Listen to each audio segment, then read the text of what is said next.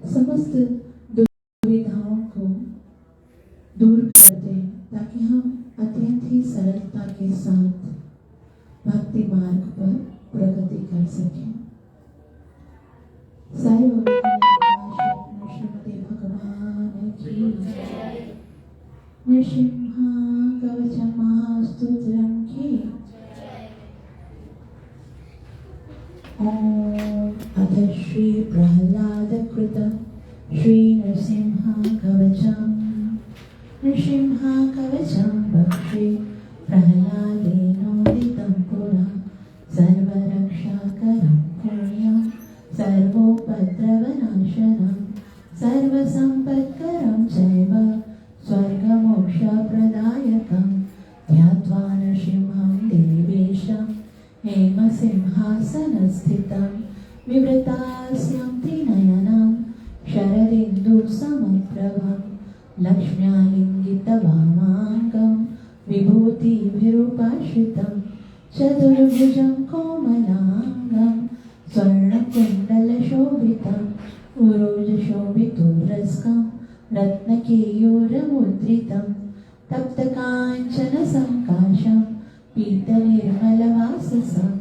इन्द्रादिसुरमौलिस्तस्फुरन्माणिक्यदीप्तिभिः विराजितपदद्वन्द्वं शङ्खचक्रादिहेतिभिः गरुत्मता च विनया स्तूयमानं मुदान्वितं सहृत्कमलसंवासं कृत्वा तु कवचं पठेत् नृसिंहो मे शिरः पातु लोकरक्षात्मसम्भवः सर्वगोपीस्तम्भवास बालं मे रक्षतो ध्वनिं नृसिंहो मे दृशौ पातु सोमसूर्याग्निलोचनः स्मृतिं मे पातु नरहरि मुनिवर्यस्तुतिप्रिय नासां मे सिंहनासस्तु मुखं लक्ष्मीमुखप्रिया सर्वविद्याधिपः पातु नृसिंहो रसना मम वक्त्रं पात्वैन्दुवदना सदा प्रह्लादवन्दिता नृसिंहा पातु मे कण्ठां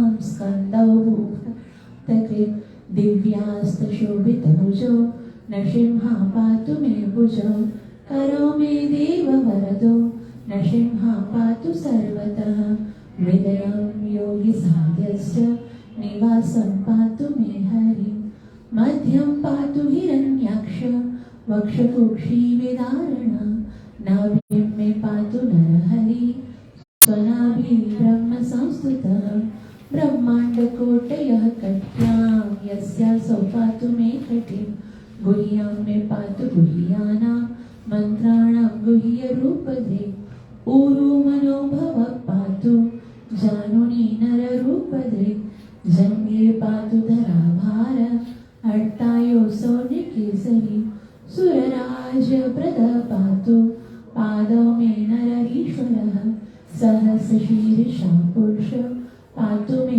सर्वशस्तनो महोग्रहपूर्वतः पातु महावीराग्रजोर्नितः महाविष्णु दक्षिणे तु महाज्वालस्तु नैऋतो पश्चिमे पातु सर्वेषु दिशि मे सर्वतोमुखः नृसिंहा पातु वायव्यां सौम्यां तीक्ष्णविग्रहः ईशान्यां पातु भद्रो मे सर्वमङ्गलदायकः संसारभयदः पातु मृत्युर्मृत्युनिकेसरी इदं नृसिंहा कवचं प्रह्लादमुखमण्डितं भक्तिमान् यः पठे नित्यं सर्वपापैः प्रमुच्यते पुत्रवान् धनवान् लोके दीर्घायुरुपजायते यं यं कामयते कामं तं तं प्राप्नोत्य संशयं सर्वत्र जयमाप्नोति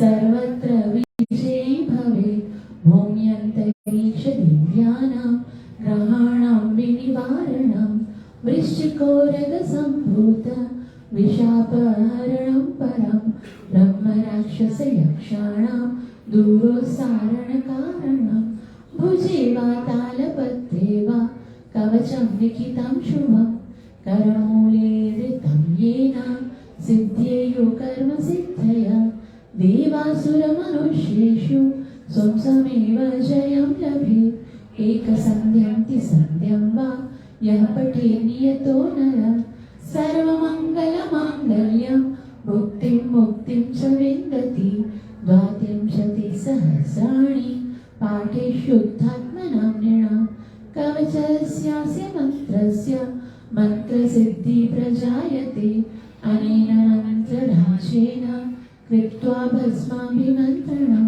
तिलकं धारयेद्यस्तु तस्य ग्रहभयं हरे त्रिवारं जपमानस्तु दत्तं वार्याभिमन्त्र च प्राशयेद्यं नरं मन्त्र नृसिंहाध्यानमाचरेत् तस्य रोगा प्रणश्यन्ति ये च स्युकुक्षिसम्भवा किमत्र बहुनोक्तेन नृसिंहसदृशो भवेत् मनसा चिन्तितं यत्तु सतच्चाप्नोत्य संशयम् गर्जन्तं गर्जयन्तं निजभुजपटलं स्फोटयन् हटन्तं दीप्यन्तं तापयन्तं दिवि भुवि दितिजं क्षेपयन्तं क्षिपन्तं क्रन्दन्तं रोषयन्तं दिशि दिशि सततं संहरन्तं भरन्तं वीक्ष्यन्तं घूर्णयन्तं करनिकरशताय दिव्यसिंहं नमामि इति श्रीब्रह्माण्डपुराणे प्रह्लादप्रोक्तं श्रीनरसिंहकवचं सम्पूर्णम्। सर्वविघ्नविनाशक नरसिंह भगवान की, सर्वविघ्नविनाशक नरसिंह भगवान की, भक्तवत्सल नरसिंह भगवान की, भक्त श्रोमणी प्रहलाद महाराज की। आज बहुत ही पवित्र दिन है, एकादशी का परम पवित्र दिन है। भगवान श्री कृष्ण कहते हैं कि कोई मनुष्य मेरे लिए कुछ भी कर ले, चाहे कितनी बड़ी तपस्या कर ले, कितना बड़ा दान दे दे, कितना और भी जितनी भी आध्यात्मिक जीवन में प्रगति करने के जितने भी कार्य हैं, तपस्याएं जितनी भी हैं, व्रत जितने भी हैं, उन सब में मुझे एकादशी का उपवास सबसे ज्यादा अच्छा लगता है। तो जो भक्त लोग एकादशी के दिन उपवास रखते हैं और उस सुंदर दिन में, इस महापवित्र दिन में भगवान के दर्शन करते हैं, भगवान की कथा श्रवण करते हैं, भगवान के पवित्र नाम का संकीर्तन करते हैं, उनको विशेष आशीर्वाद प्राप्त होता है।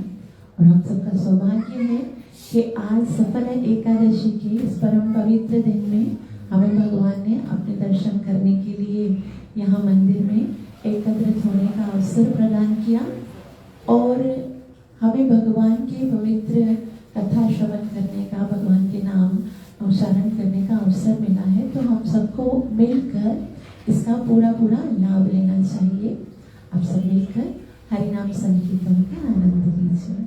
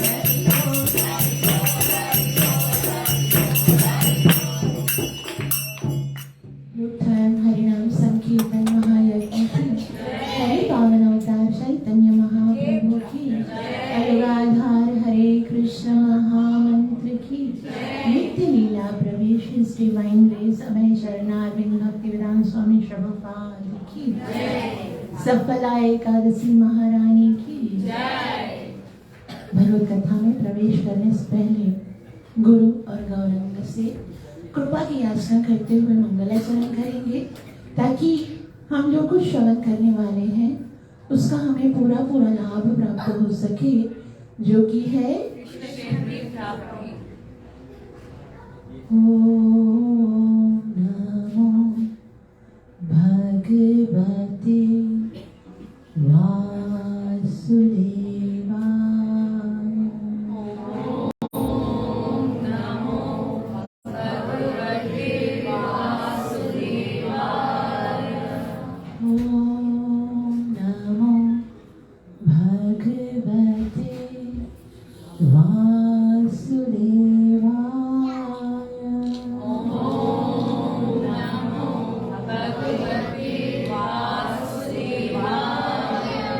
ओम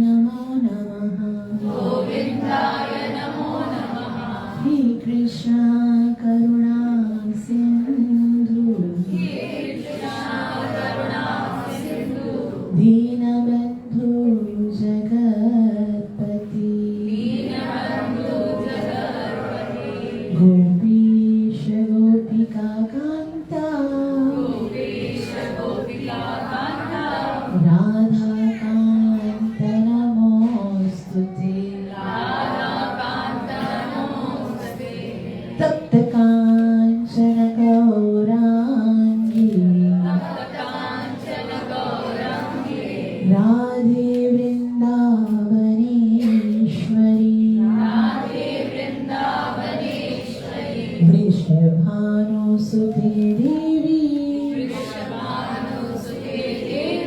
प्रणमामि हरिप्रिये। जय श्री कृष्ण चैतन्य प्रभु नित्यानंद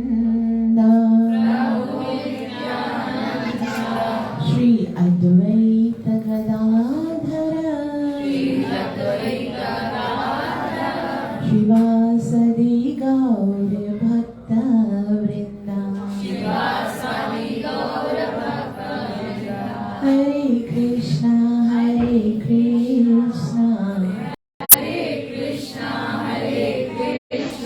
कृष्ण कृष्ण हरे हरे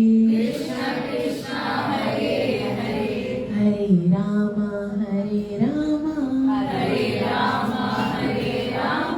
राम राम हरे हरे। वो श्री कृष्ण कन्हैया लाल की। हम सब यहाँ पर वृंदावन के सप्त दिवालों के दर्शन करने के लिए एकत्रित हुए हैं। हर एक जीव की ये इच्छा रहती है कि जीवन में कभी हमें वृंदावन के दर्शन अवश्य हो, और वृंदावन में जाने के बाद हर एक जीव की एक इच्छा होती है, क्या कि हमको वहां पर वृंदावन परिक्रमा करनी है और मुख्य जो सप्त दिवाले हैं उनके दर्शन करें। अगर हम वृंदावन गए हैं और ये दो काम नहीं करके आए तो समझो वो हमारे जो वृंदावन जाना है वो तो क्योंकि ज्यादा जरूरी है ना सप्त दिवालों के भगवान के दर्शन। अब किसी के घर जाओ और वहां पर उन व्यक्ति से हम मिले ही नहीं तो फिर कोई इतना तो लाभ नहीं हुआ ना। वृंदावन जाना नो डाउट वृंदावन का स्थान इतना महत्वपूर्ण है, लेकिन फिर भी भगवान के दर्शन तो हमें कम से कम जीवन में एक बार करने ही पड़े, है ना, करने ही चाहिए।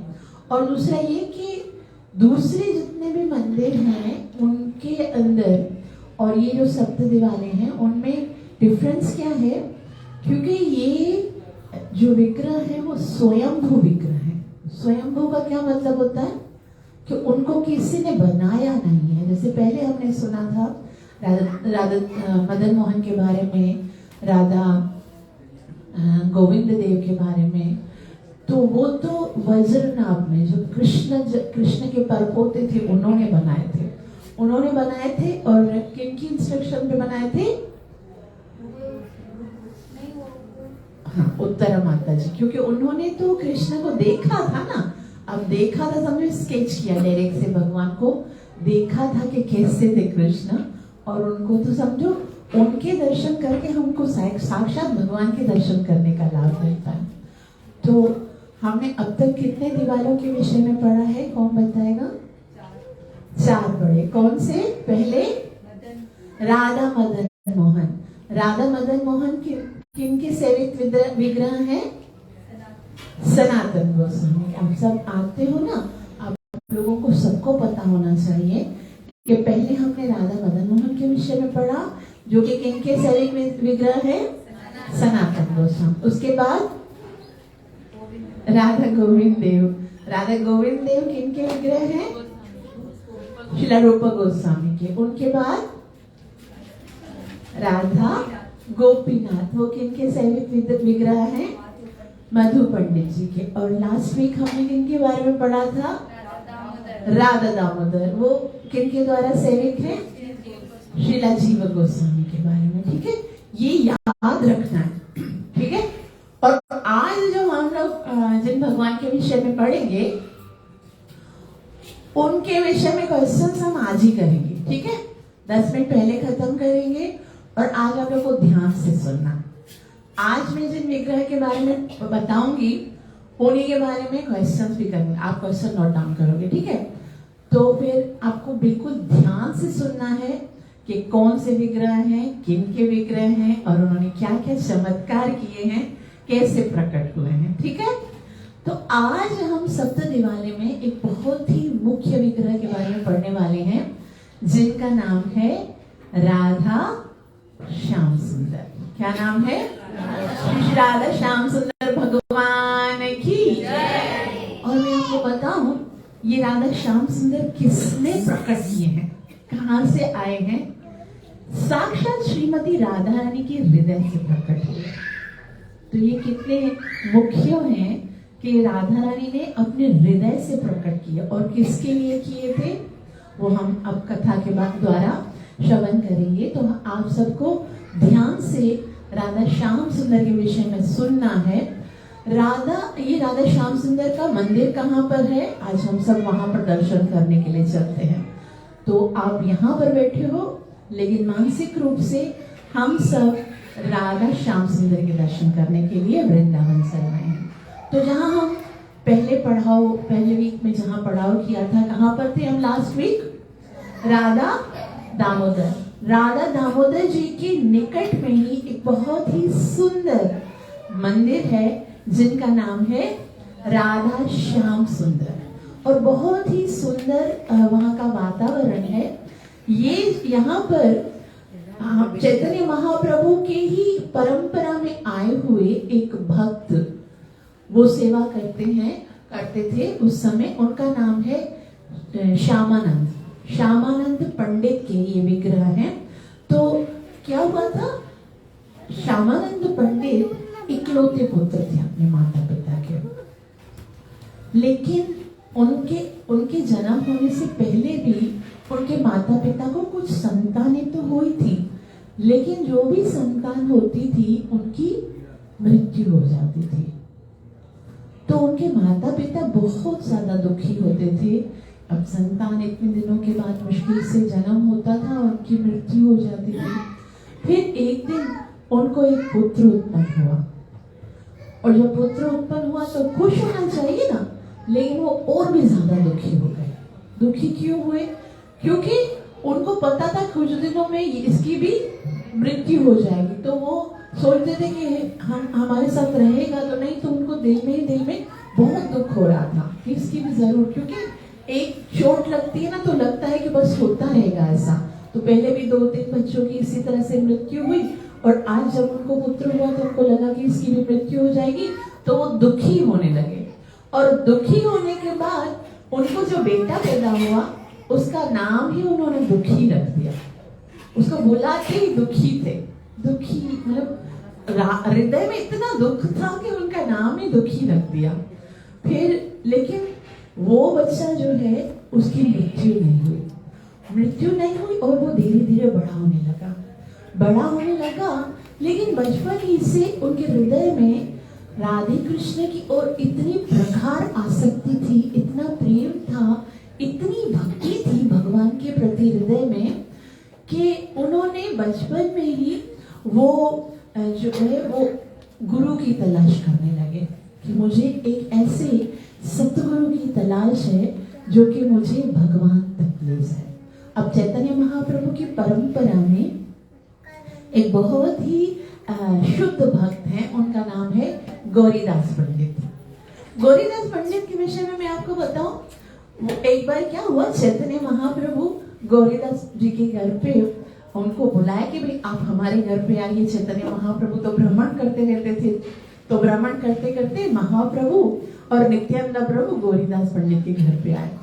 और जब घर पे आए तो चैतन्य प्रभु इतना ज्यादा खुश, आप सोच सकते हो घर पे भगवान आए हैं तो कितनी हृदय, और उसको इतनी आस थी, कब से सोच रहे थे महाप्रभु कभी मेरे घर पे आएंगे, मैं महाप्रभु के दर्शन करूं, महाप्रभु आएंगे तो मैं उनको ये बना के खिलाऊंगा, महाप्रभु के लिए मैं ये करूंगा। अब जैसे चैतन्य महाप्रभु और नित्यानंद प्रभु गौरीदास पंडित के घर पे आए तो उनको ऐसा लगा कि अब बस मेरे जीवन सफल हो गया, मेरे जीवन की हर इच्छा पूरी हो गई।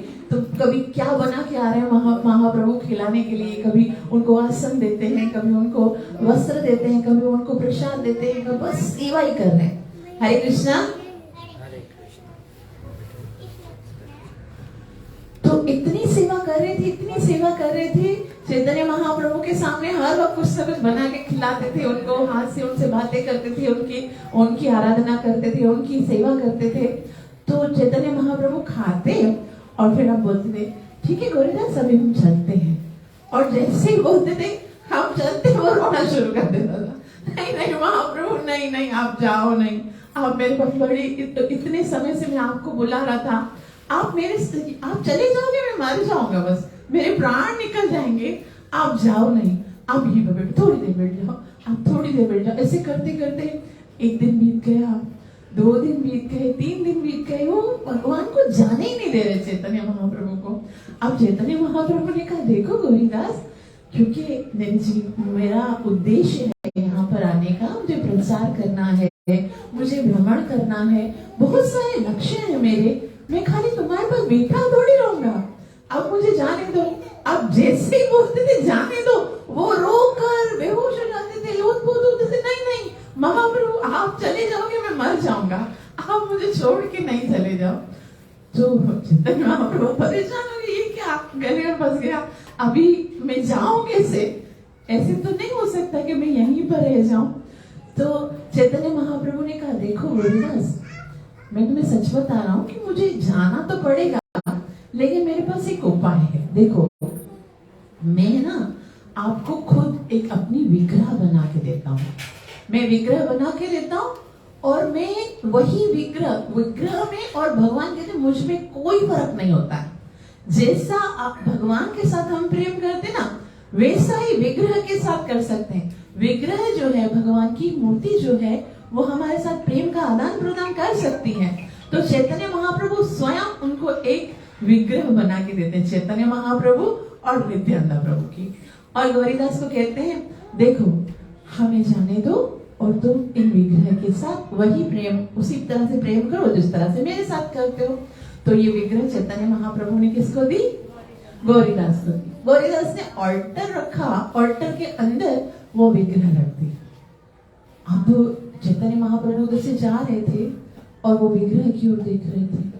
फिर चैतन्य महाप्रभु को बोला नहीं नहीं मुझे विग्रह नहीं चाहिए, विग्रह थोड़ी चाहिए मुझे, वो तो खड़ी है, वो मुझसे थोड़ी ना बात करती है, मुझे आप चाहिए हो, तो मुझे ये विग्रह नहीं चाहिए। आप बोलते हो ना कि विग्रह में और मुझ में कोई फर्क नहीं है, तो आप मेरे पास ले जाओ और विग्रह को भेज दो प्रचार करने के लिए, आप ऐसे करो ना, मुझे बस आप चाहिए हो। तो चैतन्य महाप्रभु ने कहा मैं सच कहता हूँ, मुझ में और मेरे विग्रह में कोई फर्क नहीं है, तो ठीक है, तुम यही चाहते हो ना कि मैं यहाँ रहूं और विग्रह जाए प्रचार करने के लिए? बोले हाँ मैं ऐसा चाहता हूँ। तो चैतन्य महाप्रभु क्या करते, विग्रह के रूप में जो ऑल्टर में था वो चल रहे हैं, बाहर निकल रहे, और स्वयं नित्यानंद प्रभु और चैतन्य महाप्रभु विग्रह के रूप में वहां खड़े हो जाते हैं। और वो खड़े हो गए, और जो विग्रह के रूप में वो क्या कर रहे, चल रहे। फिर गौरीदास जो है ना वो मंदिर में आते हैं और देखते ये तो खड़े हो गए, ये तो मूवमेंट नहीं करते, और जा रहे कौन है? जो विग्रह, वो तो जा रहे हैं। तो वापस से ना उधर आके उनको रोका, नहीं नहीं मुझे वो वाले नहीं चाहिए, मुझे ये चाहिए, जो चल रहे ना वो मुझे चाहिए, जो रुके हुए ना वो मुझे नहीं चाहिए। चैतन्य महाप्रभु ने कहा देखो तुमने बोला था ना ये चाहिए, देखो हम लोग तो खड़े हो गए, अब हम लोग ये लोग जा रहे हैं तो इनको जाने दो। बोले नहीं नहीं मुझे आप चाहिए हो, मुझे वो खड़े वाले भगवान नहीं चाहिए, आप चलने वाले भगवान चाहिए हो। तो चैतन्य महाप्रभु ने कहा ठीक है, फिर उनको भेज दो जो ऑल्टर में है, तो बोला उनको भेज दो, मैं हम लोग यहाँ, आप लोग यहाँ पर आओ। वापिस वो वहां पर है ना उधर आके खड़े हो गए और वो जा रहे हैं। अब वापस देखा ये तो खड़े हो गए, ये तो इसे करते करते इतना टाइम यही सीन चल रहा था। उन्होंने आखिर में बोला देखो महाप्रभु मैं आपको सीधा मैं बहुत सीधा साधा बंदा हूँ, मेरे पास इतनी ज्यादा आपकी तरह चालाकी नहीं है, मुझे बस चलने फिरने वाले चाहिए, खड़े होने वाले नहीं चाहिए, सिंपल सी बात है। आप ना मुझे ये वाले भगवान जो खड़े होते ना, ऐसे लगते ना खाली खड़े हैं, ऐसे नहीं चाहिए, जो मुझसे बात करे, जो मेरे साथ है ना रेसिप्रोकेट कर सके, जो मुझसे आदान प्रदान कर सके ना, ऐसे चाहिए।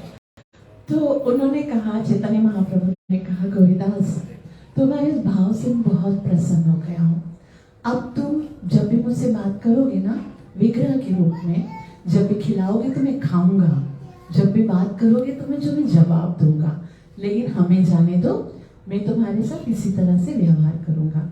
तो वो गौरीदास जिनके यहाँ पर चैतन्य महाप्रभु स्वयं रुके हुए प्रसाद देते, उनसे बात करते हैं।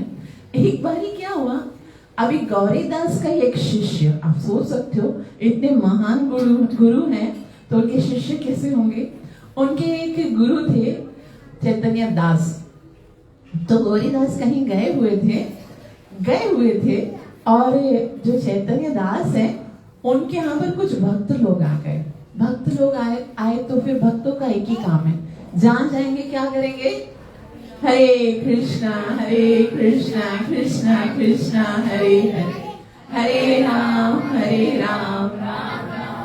तो भक्त लोग आए और चैतन्य दास को बोला कि हमें ना आपके आश्रम में भगवान के दर्शन करने आए हैं और कीर्तन करेंगे यहाँ पर।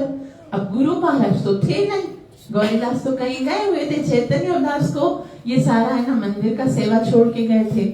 तो इन्होंने कहा मेरे गुरु महाराज तो नहीं है, तो बोला हम कुछ एक्स्ट्रा नहीं चाहिए, बस हम आए हैं दर्शन करेंगे और थोड़ा कीर्तन करेंगे तो करें। तो अब जाहिर सी बात है भक्त आए हैं आश्रम में तो उनको बगैर प्रसाद के तो नहीं भेज सकते। तो चैतन्य दास ने कहा ठीक है आप आइए दर्शन कीजिए कीर्तन कीजिए। और वो खुद चला, वो खुद क्या कर रहा है, और प्रसादम की तैयारी कर रहा है कि भक्तों को मुझे प्रसादम खिलाना है। तो प्रसादम की तैयारी, भक्त लोग इतना जोर से कीर्तन कर रहे थे, इतना जोर से कीर्तन करते। अब देखो भगवान से जब नारद ने कहा नारद मैं ना वैकुंठ में नहीं रहता हूँ, नारद ने कहा कहाँ रहते हो, कहाँ रहता हो, मद भक्ता यत्र गायन्ति तत्र तिष्ठामि नारद। जहां पर मेरे भक्त मेरे नाम का संकीर्तन करते ना, मैं वहां पर रहता हूँ। तो ये भगवान ने बोला है, इस बात पे कभी संदेह नहीं करना चाहिए। ये बिल्कुल पक्की बात है कि जहां पर भक्त जन भगवान के नाम का कीर्तन करते हैं वहां पर भगवान जरूर आते हैं।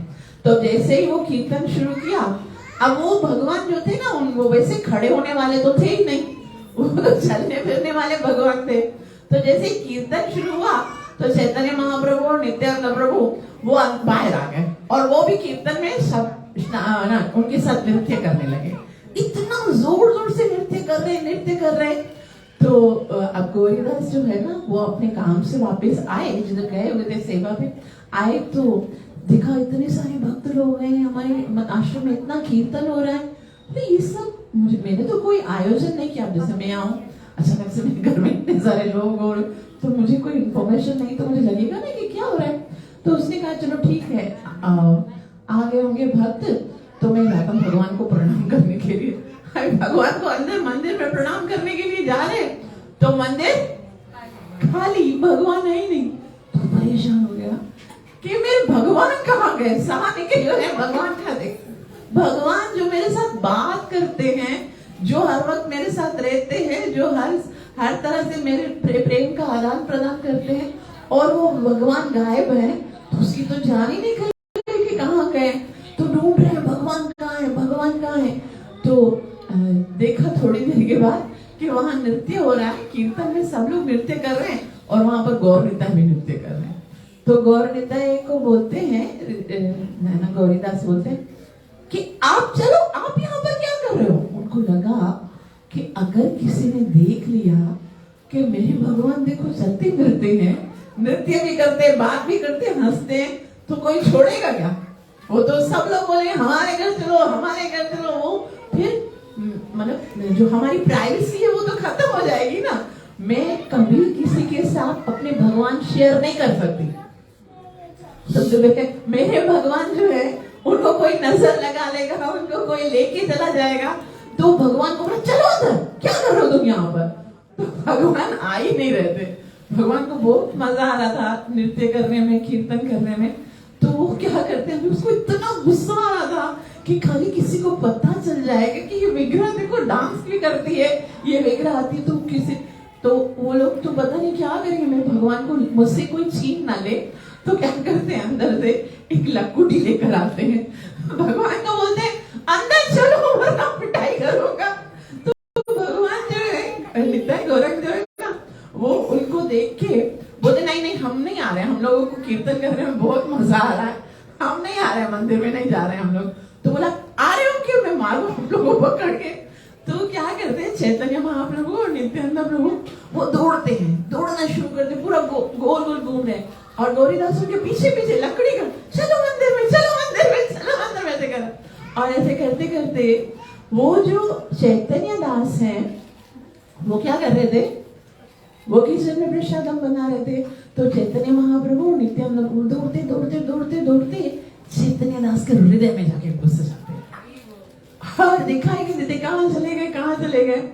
तो जो गौरीदास है ना, वो चैतन्य दास के गुरु थे।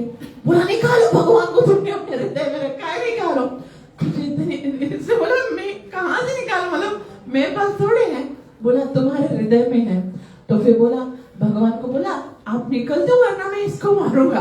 तो फिर भगवान जो है वो हृदय से निकल, बोला नहीं नहीं इसको नहीं मारो। मैं निकल के फिर भगवान जो है वो अल्टर में चले जाते हैं। और चैतन्य दास के हृदय में भगवान गए थे, इसलिए उनके गुरु ने उनका नाम रखा हृदय चैतन्य दास। क्या नाम रखा, हृदय चैतन्य दास। तो ये जो गौरीदास जी के शिष्य कौन थे, हृदय चैतन्य दास। और हृदय चैतन्य दास के शिष्य थे श्यामानंद। जो श्यामानंद की बात हम जब कर रहे हैं कि श्यामानंद बचपन से ही एक ऐसे शुद्ध गुरु की तलाश कर रहे थे जो कि मुझे भगवान से मिला दे, और उनको गुरु के रूप में कौन मिले, हृदय चैतन्य दास। और बहुत ही सुंदर हृदय चैतन्य दास उनको भगवान की सेवा, साधना, तपस्या के विषय में बताते थे। और जैसे वो हृदय चैतन्य दास के पास गए और उनसे दीक्षा ली, तो आप लोग को सबको पता है दीक्षा के टाइम पर नाम बदला जाता है। तो दुखी, उसका नाम पहले दुखी था ना, तो हृदय चैतन्य दास ने उनका नाम रखा दुखी कृष्णदास। क्या नाम रखा, दुखी कृष्णदास। अभी उसका नाम क्या था, दुखी कृष्णदास। और इतना रोते थे वो, भगवान को याद करते थे, इतना रोते थे, इतना प्यार करते थे। उनकी सेवा क्या थी, हर किसी की कोई ना कोई सेवा, जो भक्त होता है ना अपने लिए कोई ना कोई सेवा जरूर रखता है। हर किसी का कोई ना कोई इंटरेस्ट होता है भगवान की। जब हम भगवान के दास है ना, तो कोई ना कोई सेवा अपने लिए जरूर मुकर्रर करनी चाहिए कि ये सेवा मुझे भगवान की करनी है। तो दुखी कृष्णदास की सेवा थी, वृंदावन में एक सेवा कुंज है। सेवा कुंज में वो रोज भगवान राधा रानी अपनी सखियों के साथ, कृष्ण के साथ आते हैं और कुछ अलग अलग लीलाएं करते हैं। सेवा कुंज में, निधिवन में भगवान रास लीला भी खेलते हैं रात को आकर।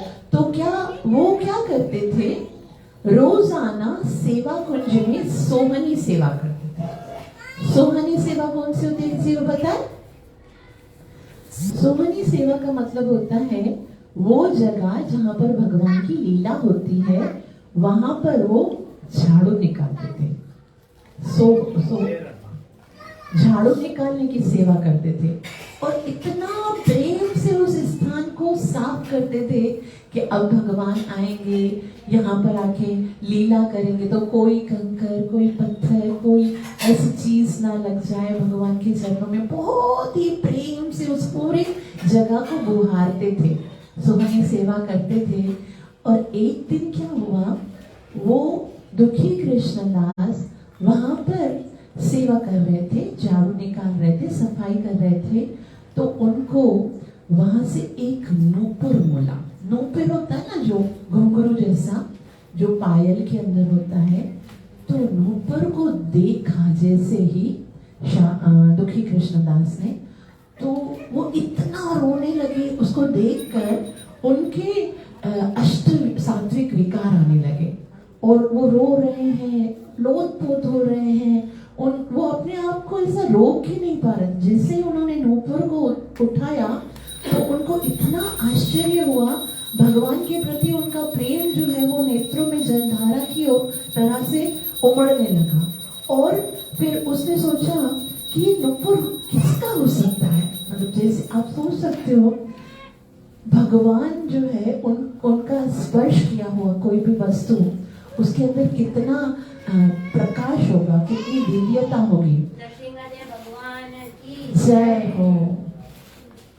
तो क्या हुआ, वो नूपुर उठा के बस उसको सीने से लगाकर ऐसे ही बैठे हुए थे। अब क्या है, भगवान श्रीमती राधा रानी और ललिता अपनी सखियों के साथ गोलोक वृंदावन में जब वो जा रहे थे, तो राधा रानी वो ललिता को कहने लगी, ललिता ललिता। ललिता ने कहा, क्या हुआ राधे, तुम इतनी चिंतित क्यों दिख रही हो? बोला, ललिता मेरे चरणों में जो पायल है उस पे नूपुर नहीं है, मेरा नूपुर कहीं खो गया है। तो ललिता ने कहा, अब तो दूसरा कोई ले लेंगे ना राधे, तुम्हारे पास कम तो नहीं है? बोला, नहीं, वो मुझे कृष्ण ने गिफ्ट किया था, मुझे वही वाला नूपुर पहन के जाना होगा रासलीला पर, वरना तो कृष्ण नाराज हो जाएंगे, तुम मेरा नूपुर ढूंढ के हो जाओ। तो ललिता ने कहा, ठीक है, मैं जाती हूँ, मैं ढूंढ के आती हूँ, कल हम जहाँ पर रास हुआ था वहां पर जाके देखती हूँ। तो ललिता जो है वो एक बूढ़ी माई का रूप धारण करके उस सेवा कुंज में जाती है और वहां पर जाके ढूंढ रही है और देखा उसने जो दुखी कृष्णदास है वो ऐसे कुछ हाथ में पकड़े हुए हृदय से लगाए रोए जा रहा है। तो उनको ललिता सखी ने कहा कि बाबा, आपको पता है मेरी एक सखी है ना, उसका नूपुर यहाँ पर खो गया है, क्या आपने देखा? तो दुखी कृष्णदास ने पहले गौर से ललिता सखी को देखा। अब ललिता सखी तो एक बूढ़ी माई का रूप धारण करके आई थी। उसने सोचा कि नूपुर इतना ज्यादा कीमती लग रहा है और ये बूढ़ी माई तो बहुत गरीब सी लग रही है, ये इसका तो नहीं हो सकता है, मैं इसको कैसे दे दूं? तो कहने लगा, हाँ मेरे पास नूपुर है। तो ललिता ने, क्या वो आपका तो नहीं लगता? तो बोला, नहीं नहीं, वो मेरा नहीं है। ललिता सखी बोलती है, मेरी बहू कल यहाँ पर आई थी ना, ये मेरी बहू के पैर से गिर गया है, तो आप मुझे दे दो। तो दुखी कृष्णदास ने कहा, नहीं, ये मैं आपको नहीं दे सकता, अगर आप कह रही हो कि ये मेरी बहू का है तो आप उसको लेके आओ, पहले मैं दूसरे पैर में चेक करूंगा, ऐसा ही होगा तो मैं हाँ उसको दे दूंगा, तब तक नहीं दूंगा। अभी ललिता ने कहा, नहीं नहीं, मेरी बहू नहीं आ सकती। बोला, क्यों नहीं आ सकती? कल आ सकती थी तो आज भी आ सकती है ना। बोला, लेकिन वो नहीं आएगी, आप उसका नूपुर दे दो। बोला, मैंने बोल दिया ना, मैं नहीं दूंगा, उसको आना पड़ेगा, जिसका नूपुर है उसको चाहिए तो ले जाओ, नहीं चाहिए तो बस। अब ललिता ने जाकर श्रीमती राधा रानी से कहा कि वो तो ऐसे बोल रहा है कि वो आपको ही देगा। तब जो है राधा रानी ने कहा कि ये वास्तव में मेरी ही मंजरी है। राधा रानी की बहुत सारी सखियां हैं, उनमें अष्ट सखियां जो हैं वो विशेष सखियां हैं। अष्ट सखियां हैं जैसे ललिता, विशाखा, तुंगलता, चित्रा, ये सुदेवी, ये सब विशेष सखियां हैं। क्या काम है उनका? हरे कृष्णा, हरे कृष्णा। तो क्या होता है कि जितनी भी बड़ी ये अष्ट सखियां हैं उनके अंडर में मंजरियां हैं। मंजरियां क्या करती हैं? अष्ट सखियां लीला का या फिर कोई भी है ना सेवा का, कोई भी सेलिब्रेशन का ऑर्गेनाइजेशन करती हैं, और जो मंजरियां हैं वो सब उस सेवा के लिए जो जो सामग्री चाहिए होती है, जो पैराफेरनालिया होता है, वो सब एकत्रित करती हैं, सब एकत्रित करती हैं और उनकी सेवा करती हैं। आपको पता है हम सब भगवान के सेवक हैं, हम सबकी कोई ना कोई सेवा निज धाम में है। आज हम भूल गए हैं, लेकिन जैसे जीवेर स्वरूप हुए कृष्णेर नित्य दास, तो हम सब भगवान के दास हैं और वहां पर आध्यात्मिक जगत में हम सबकी कोई ना कोई सेवा है, हम सबका कोई ना कोई एक आध्यात्मिक रूप भी है। हम सब आत्माओं का एक सिद्ध देह कहते हैं उसको, सिद्ध देह है जिस देह के द्वारा हम भगवान की निज सेवा में सब, हर किसी का है। कोई भी व्यक्ति ऐसा नहीं है जिसका आध्यात्मिक जगत में कोई अस्तित्व नहीं है, सबका है। तो राधा रानी उनको बोलती है ललिता को कि ये तो कनक मंजरी है ना ललिता, तो तुम ले आओ इसको मेरे पास। अब इस पर कृपा करने का अवसर आ गया है। तो ललिता ने कहा ठीक है। अब ललिता क्या करती है, वो जाती है दुखी कृष्णदास के पास, और सेवा कुंज के ही सामने एक नदी है, नदी में वो उनको स्नान कराती है। किसको? यस, दुखी कृष्णदास को स्नान कराती है। और स्नान करने के बाद फौरन से वो अपने सिद्ध देह में प्रकट हो जाते हैं। और उनका सिद्ध देह क्या है? कनक मंजरी का। भगवान राधा रानी की जो सखी है ललिता, उनके अंडर में जो कनक मंजरी काम करती है, वो उस देह में आ जाती है। और उनको देखकर ललिता सखी बहुत आनंदित होती हैं और उनको कहती हैं चलो, जिनका नूपुर है ना, मैं तुम्हें उसके पास लेके चलती हूँ। और जैसे ही ललिता सखी जो है वो कनक मंजरी को लेकर गोलोक में जाती है, वहां पर राधा रानी उसको देखकर बहुत प्रसन्न होती हैं और राधा रानी के चरणों में देखते हैं वो वाकई में उनके चरणों में वो वैसा ही दूसरा नूपुर है। और चरणों में देखकर उसके तो नेत्रों से धारा बहने लगती है, चरणों पे गिर जाते हैं, अपने आप को राधा रानी के चरणों की पर मस्तक लगाते हैं, दंडवत प्रणाम करते हैं। उनको समझ में नहीं आता है साक्षात श्रीमती राधा रानी निकट खड़ी है और वो इतना प्रसन्न हो रही है। और राधा रानी जो है उनको ये नूपुर दिखाते हैं, नूपुर दिखाते हैं और कहते हैं कि महारानी ये आपका नूपुर है, मेरी ये दृष्टता समझिए कि मैंने उनको दिया नहीं, लेकिन ये बहुत मेरे ऊपर आपकी कृपा है कि आपके दर्शन मुझे हो गए इसके कारण। और क्योंकि जैसे ही नूपुर राधा रानी को दिया उसने, तो राधा रानी बहुत ज्यादा आनंदित हुई। तो अब तक उनका नाम जो था वो क्या था? दुखी कृष्णदास। और श्रीमती राधा रानी का नाम पता है? कृष्ण का नाम श्याम है और राधा रानी का नाम श्यामा है। तो राधा रानी ने उनको एक नया नाम दिया। क्या नाम दिया? श्यामानंद। श्यामानंद, श्यामा मतलब राधा रानी, आनंद मतलब उनको आनंद देने वाला। क्योंकि उन्होंने राधा रानी को आनंद प्रदान किया था, इसलिए उनका नाम क्या हुआ? श्यामानंद पंडित। और उनका वो जो नाम था वो हृदय पर खुद ब खुद स्वर्ण अक्षरों, स्वर्ण रंग से अंकित हो गया।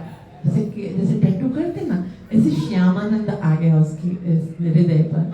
और राधा रानी जो है वो बहुत ज्यादा आनंद, उन्होंने जैसे ही उनसे नूपुर लिया तो वो जो नूपुर था वो ऐसे बना हुआ था और राधा रानी ने सबसे पहले उसके नूपुर को उनके जो श्यामानंद है उनके मस्तक पे ऐसे स्पर्श किया।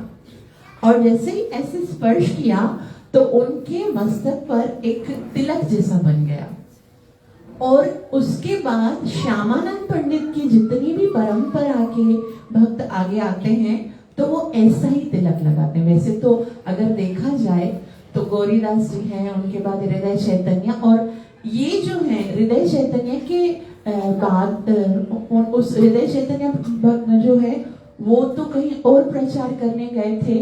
और श्यामानंद पंडित और नरोत्तम दास और ये दोनों वो जीव गोस्वामी के अंडर में रहकर सेवा करते थे। तो हमारे जैसा तिलक होना चाहिए ना उनका, लेकिन उनका तिलक तो राधा रानी ने बदल दिया और राधा रानी ने उनको बहुत बड़ी कृपा दी, उनको नाम भी दिया और उनका तिलक, माथे पर तिलक भी चेंज कर दिया।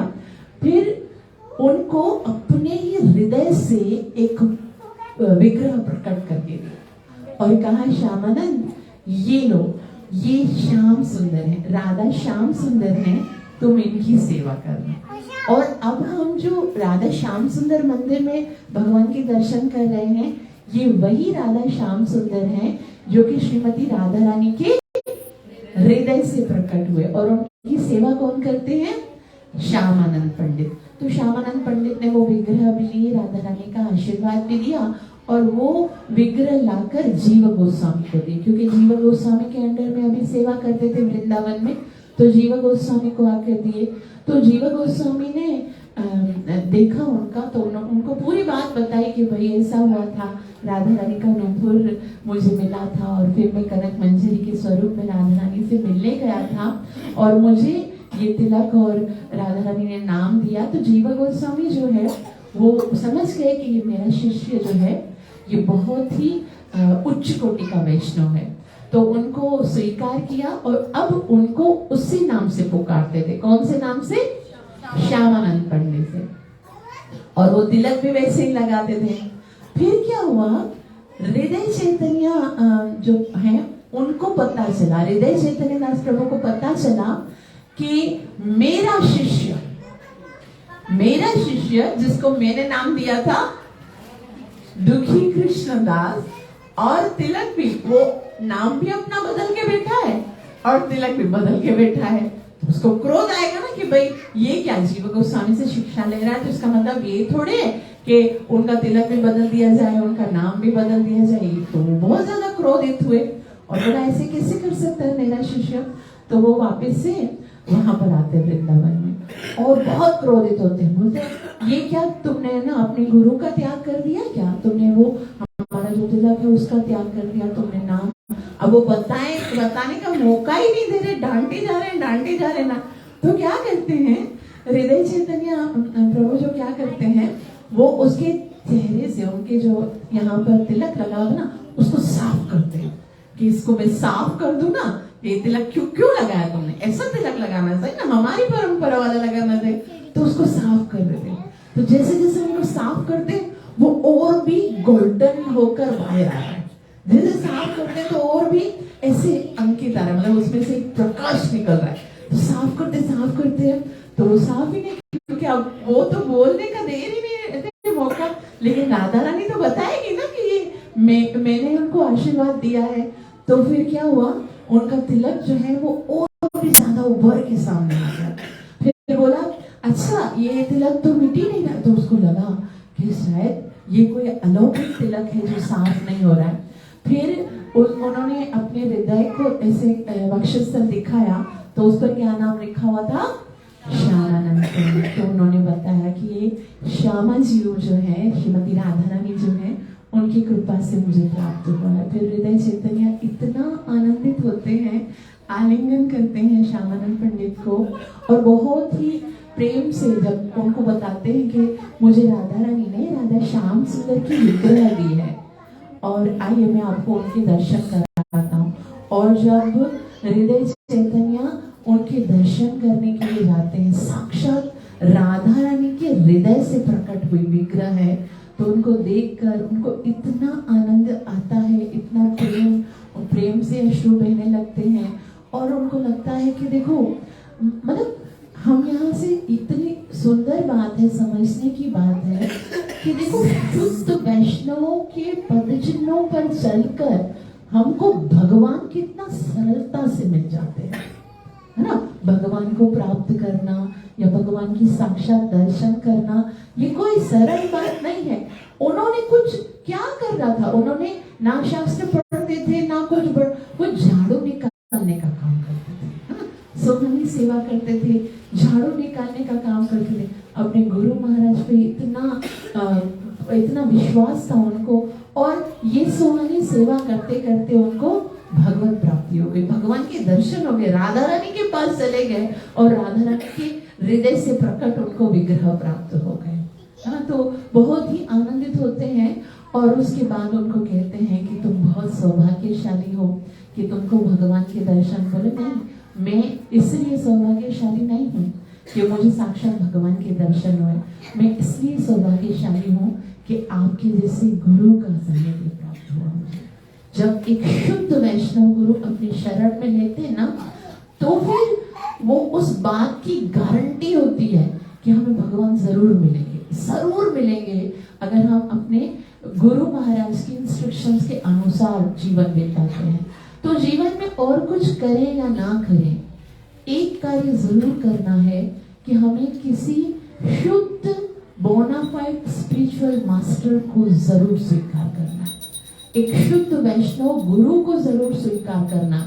ऐसे भगवान नहीं मिलेंगे, आज तक ना किसी को मिले हैं और ना मिलेंगे जब तक कोई गुरु नहीं होगा ना, तब तक भगवान नहीं मिलेंगे। भगवान मिलते हैं गुरु के माध्यम से।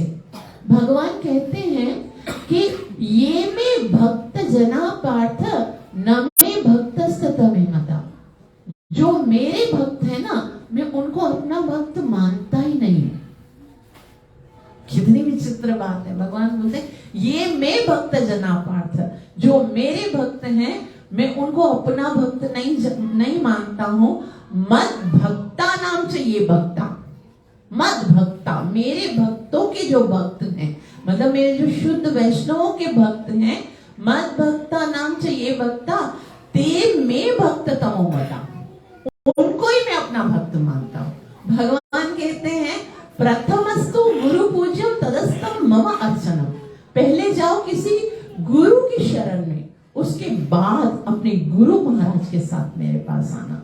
तो हमें अपने जीवन में जरूर इस बात पे सीरियस होना है कि गुरु जरूर करना है। मनुष्य जीवन जो है वो मिला है भगवत प्राप्ति के लिए, और भगवत प्राप्ति होती है गुरु के सानिध्य से।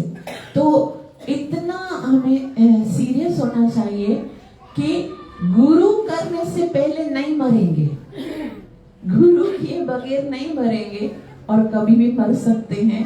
इसलिए इस बारे में बहुत जल्दी सीरियस होकर सोचना है कि हमें किसी शुद्ध वैष्णव गुरु का आश्रय लेना है ताकि हमें भगवत प्राप्ति हो सके।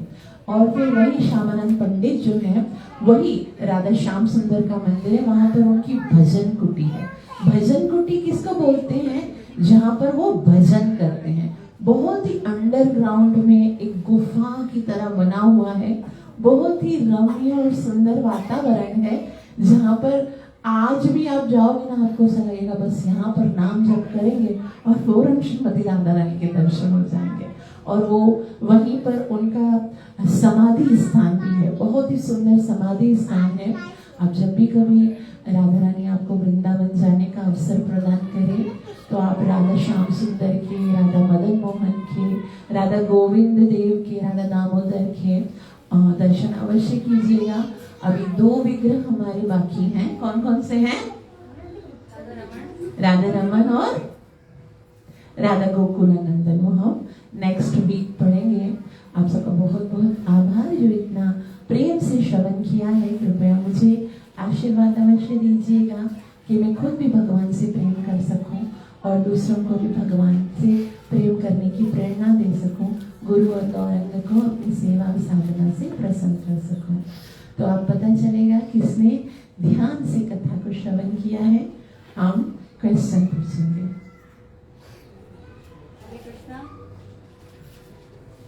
राधा श्याम सुंदर कैसे प्रकट हुए? आज हेड रेस करेंगे। आज हमने राधा श्याम सुंदर के विषय में पढ़ा। वो कहां से प्रकट हुए थे? कौन किस किस को पता है? हैंड रेस कीजिए, हाथ उठाइए जिसको जवाब पता है। इतना आसान है ये तो